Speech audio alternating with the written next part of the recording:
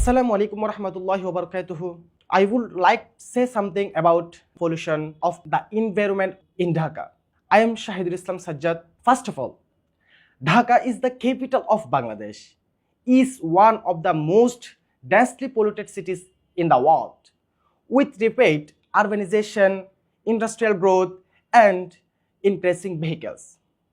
The city is facing a serious environment crisis. Polluted in Dhaka is affecting the health of its residents. The main types of pollution, including air pollution, water pollution, noise pollution, garbage pollution, are famous problem in Dhaka.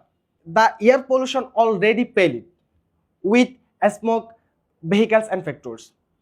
The rivers around in Dhaka untreated industrial waste.